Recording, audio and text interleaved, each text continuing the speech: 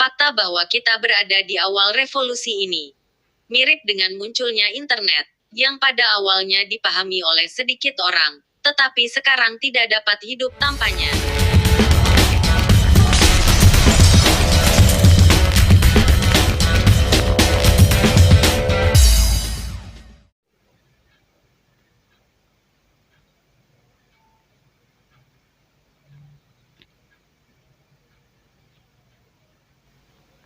Dr. Cheng Diao Fan dan Dr. Nicholas Kokkalis dari Pi Network tentang 5 hal yang dapat dilakukan untuk meningkatkan dan mereformasi industri cryptocurrency.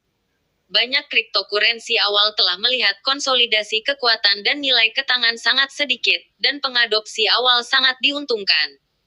Untuk memenuhi janji sistem keuangan terdesentralisasi peer-to-peer yang adil dan terbuka, industri cryptocurrency perlu melihat token yang didistribusikan secara luas di seluruh jaringan yang luas. Konsentrasi kekayaan dan kekuasaan yang ekstrim bertentangan dengan konsep desentralisasi. Sebagai bagian dari seri saya tentang 5 hal yang dapat dilakukan untuk meningkatkan dan mereformasi industri cryptocurrency, saya dengan senang hati mewawancarai Dr. Cheng Diao Fan dan Dr. Nicholas Kokkalis. Dr. Cheng Diao Fan membawa keahliannya dalam perilaku manusia, komputasi sosial, dan interaksi komputer manusia ke perannya sebagai pendiri dan kepala produk Pi Network. Dengan gelar Ph.D. dalam ilmu antropologi dari Universitas Stanford, pekerjaan Dr. Fan sebelumnya termasuk merancang sistem perangkat lunak untuk meningkatkan produktivitas, meningkatkan komunikasi sosial, dan memunculkan modal sosial yang belum dimanfaatkan bagi konsumen. Seorang teknolog seumur hidup, Dr. Nicholas Kokkalis adalah pendiri dan kepala teknologi di Pi Network. Dr. Kokkalis memiliki latar belakang yang luas dalam teknologi blockchain dan jenis perangkat lunak yang memungkinkan sekelompok besar orang online untuk mencapai tujuan bersama. Di awal Ph.D. bekerja, ia menciptakan kerangka kerja untuk menulis kontrak pintar pada sistem terdistribusi yang toleran terhadap kesalahan sebelum blockchain dan Ethereum diperkenalkan. Sebagai bagian dari postdoc-nya, dia juga memperkenalkan dan mengajar CS359B, aplikasi terdesentralisasi di kelas blockchain di Departemen Ilmu Komputer Stanford. Terima kasih banyak telah melakukan ini bersama kami. Pembaca kami akan senang untuk mengenal Anda sedikit lebih banyak. Bisakah Anda memberitahu kami sedikit tentang kisah latar Anda? Dr. Cheng Diao Fan dan Dr. Nicholas Kokkalis. Karir akademik dan minat pribadi kami adalah apa yang benar-benar mengarah pada penciptaan Pi Network, komunitas terbuka besar yang didukung oleh cryptocurrency terdistribusi paling luas di dunia yang memberikan aksesibilitas dan memungkinkan ekosistem yang kuat untuk anggota, pedagang, dan pengembang. Kami berdua menerima gelar Ph.D. kami dari Universitas Stanford di mana kami saling mengenal dan berkolaborasi selama lebih dari 1 dekade dalam berbagai proyek. Sebelum Pi, kami merancang sistem perangkat lunak untuk meningkatkan produktivitas, skala komunikasi sosial, dan memunculkan modal sosial yang belum dimanfaatkan. Kami adalah orang yang kuat dan percaya jangka panjang pada potensi teknis, keuangan, dan sosial dari cryptocurrency. Tetapi frustrasi dengan keterbatasan mereka saat ini, itulah yang memotivasi kami untuk membuat Pi Network. Kami berkomitmen untuk membawa kekuatan blockchain ke lebih banyak orang dengan meningkatkan pengalaman saat ini dan membangun nilai untuk semua orang.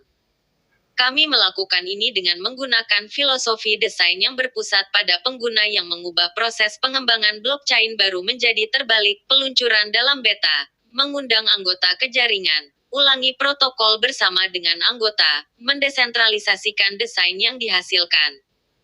Bisakah Anda memberitahu kami bagaimana Anda pertama kali terlibat dalam blockchain dan industri cryptocurrency? Dr. Cheng Diao Fan. Saya menyelesaikan Ph.D.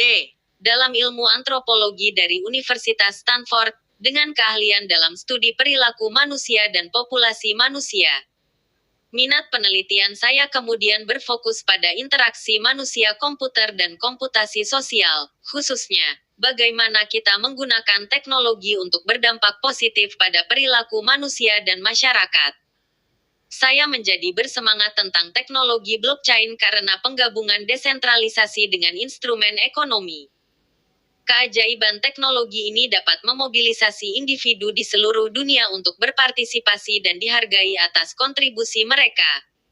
Sama seperti internet yang memungkinkan dunia untuk lebih terhubung melalui pertukaran informasi, blockchain dan cryptocurrency memungkinkan kolaborasi yang lebih dekat dan lebih sering dengan pertukaran nilai.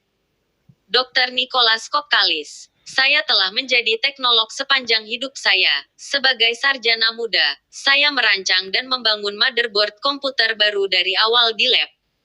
Saya selalu tertarik dengan sistem terdistribusi dan merupakan pengguna di salah satu bursa Bitcoin pertama. Di awal P.D. bekerja, saya membuat kerangka kerja untuk menulis kontrak pintar pada sistem terdistribusi yang toleran terhadap kesalahan, sebelum blockchain dan Ethereum muncul, dan menerbitkannya sebagai tesis MS saya. PhD saya tesis di Universitas Stanford berfokus pada crowdsourcing dan komputasi sosial. Saya kemudian menjadi sarjana pascadoktoral di Departemen Ilmu Komputer Stanford, di mana saya memperkenalkan dan mengajar CS359B aplikasi terdesentralisasi di kelas blockchain di Departemen Ilmu Komputer Stanford. Disitulah saya menemukan secara langsung kesulitan untuk mendapatkan kemajuan teknologi blockchain ke tangan orang-orang biasa. Saya percaya saat ini teknologi dapat memberdayakan orang lebih dari sebelumnya. Melalui mempelajari materi pelajaran serupa, kami tahu bahwa kami menginginkan blockchain yang dapat menyelesaikan semua masalah yang tidak dapat dilakukan oleh blockchain tradisional. Bisakah Anda berbagi cerita tentang saat ketika segalanya berjalan ke selatan untuk Anda? Apa yang membuat Anda terus maju dan membantu Anda mengatasi masa-masa itu? Dr. Cheng Diao Fan. Salah satu tantangan terbesar yang kami hadapi sejauh ini adalah memecahkan masalah KYC, Know Your Customer, yang dapat diskalakan untuk jaringan yang masif dan terdistribusi secara luas. Tidak ada alternatif KYC yang terjangkau yang dapat diskalakan untuk ukuran jaringan Pi, yang sekarang berjumlah 35 juta dan terus bertambah. Merupakan prioritas bagi kami untuk mengatasi tantangan ini. KYC memastikan bahwa pengguna adalah seperti yang mereka katakan dan merupakan proses penting untuk mengidentifikasi risiko pengguna dan apakah pengguna dapat memenuhi persyaratan institusi untuk menggunakan layanan mereka. Kami membutuhkan KYC untuk memastikan kepatuhan terhadap hukum dan kebijakan jaringan Pi. Setiap anggota diizinkan satu akun dan hanya manusia nyata yang dapat berpartisipasi dalam ekosistem. Kami menghadapi tantangan ini secara langsung dengan mengembangkan solusi Pi KYC kami sendiri. Dengan menggabungkan otomatisasi mesin mutakhir dengan verifikasi manusia crowdsourced yang inovatif melalui individu yang diverifikasi dan diverifikasi oleh rekan sejawat, solusi Pi KYC menyediakan cara baru dan skalabel untuk KYC. Sementara bagian otomatisasi mesin dari sistem menangani tugas-tugas seperti pemrosesan gambar dan deteksi ide palsu. Individu verifikasi manusia memeriksa data yang disunting dari anggota lain dan bersumber dari anggota komunitas KYC itu sendiri. Selain mencegah akun spam dan mencegah pelaku jahat, Pi KYC membantu jaringan untuk mematuhi peraturan sambil mengembangkan komunitasnya yang berkembang tanpa hambatan. Apa yang membuat kami tetap termotivasi dan fokus saat menyelesaikan tantangan ini adalah misi dan visi Pi, yang kami pegang sebagai inti dari semua keputusan kami. Solusi KYC multi-cabang ini adalah representasi sempurna tentang bagaimana seluruh ekosistem Pi bekerja, komunitas asli yang terdesentralisasi di mana tenaga kerja dipertukarkan, dan utilitas nyata dibuat, untuk token Pi dan tidak ada fiat yang terlibat. Solusi KYC yang dikembangkan sendiri adalah cara terbaik bagi Pi Network untuk memenuhi janji keadilan, inklusivitas, dan aksesibilitas. Menurut pengalaman Anda, apa strategi teratas yang harus dipertimbangkan oleh perusahaan blockchain untuk memiliki keunggulan kompetitif yang lebih kuat? Dr. Nicholas Kokkalis. Ini akan sangat bervariasi tergantung pada perusahaan, produk mereka, dan kesenjangan atau masalah yang mereka coba selesaikan. Banyak perusahaan dalam industri ini telah mampu mencapai kesuksesan jangka pendek yang hebat tetapi mungkin berjuang dengan pertumbuhan yang stabil dalam jangka panjang.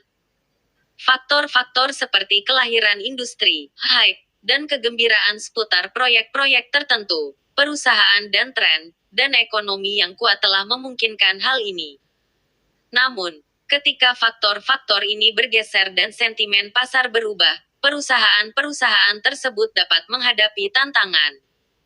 Perusahaan yang mencari kesuksesan jangka panjang dalam industri ini perlu meluangkan waktu dan kesabaran untuk membangun produk atau layanan yang benar-benar menambah nilai bagi ruang, mendidik para kripto curious, dan membantu para penggemar kripto mengalihkan fokus mereka dari jangka pendek. Kembali ke kesuksesan jangka panjang, yang terkadang memerlukan pengambilan keputusan yang tampaknya kontraintuitif. Menjadi jelas tentang proposisi nilai mereka dan menciptakan utilitas sejati adalah kunci untuk membangun fondasi yang kuat dan menjadi sangat kompetitif dalam jangka panjang. Apa 3 hal yang paling menggairahkan Anda tentang industri blockchain secara umum? Mengapa, Dr. Cheng Diao Fan? Gagasan bahwa kita sedang merevolusi sistem moneter. Kemampuan untuk menyelaraskan kepentingan dalam skala besar, dan kemudian mendorong dan memobilisasi orang untuk mencapai sesuatu yang hebat secara kolektif.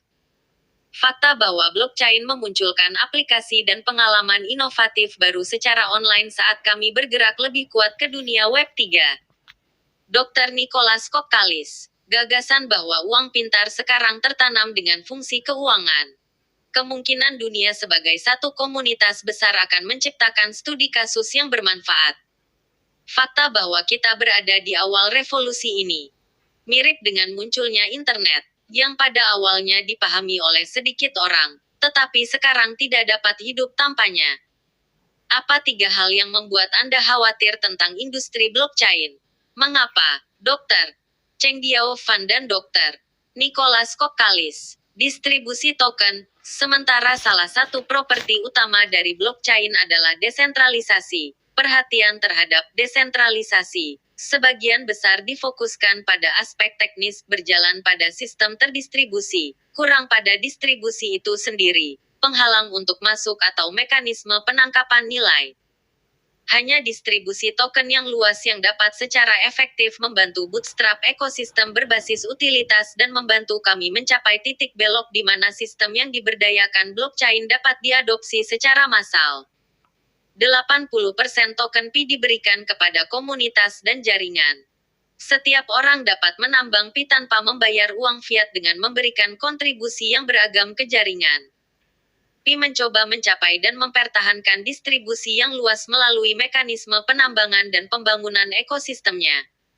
Aksesibilitas dipengaruhi oleh hambatan keuangan, teknis dan pengetahuan untuk masuk, menggunakan dan berpartisipasi, dan mempengaruhi distribusi. Untuk mencapai aksesibilitas, kita perlu menemukan solusi untuk mengatasi hambatan tersebut di setiap langkah keterlibatan orang dalam jaringan, termasuk biaya untuk menambang atau mendapatkan token, antarmuka yang ramah pengguna dan intuitif, pendidikan pengguna, dan pembangunan komunitas.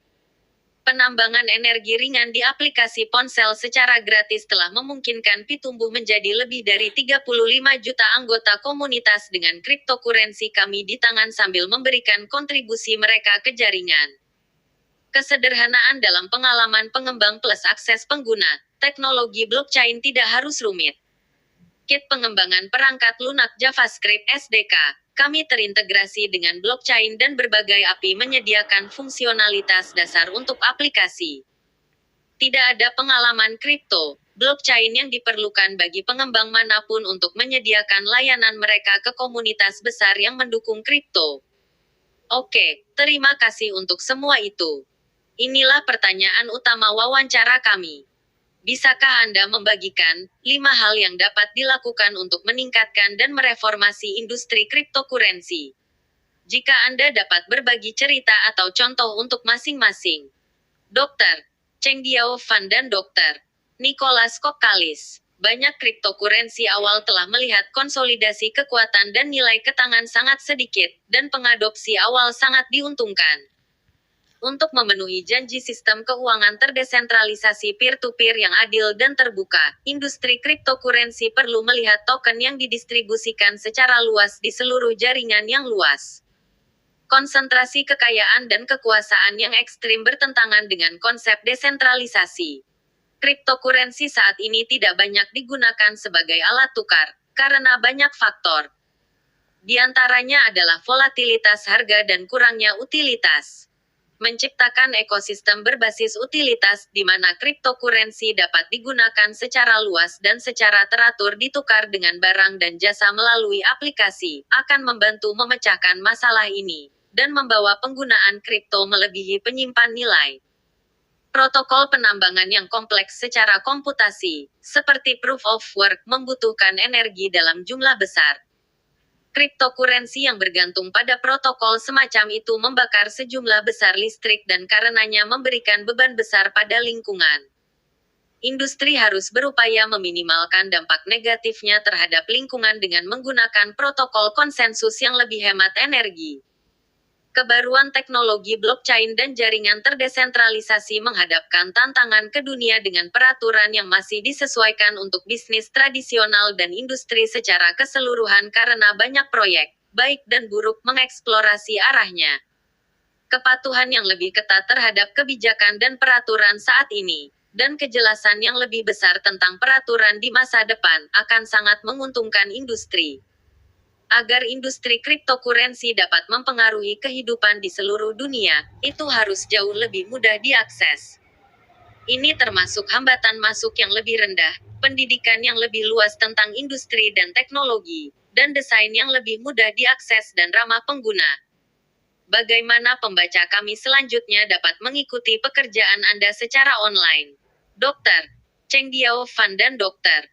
Nicholas Kokkalis. Pembaca selanjutnya dapat mengikuti perjalanan kami di situs web kami minepi.com, di aplikasi Pi atau di salah satu saluran media sosial kami, Facebook, LinkedIn, Twitter dan Instagram. Terima kasih banyak untuk ini. Ini sangat mencerahkan.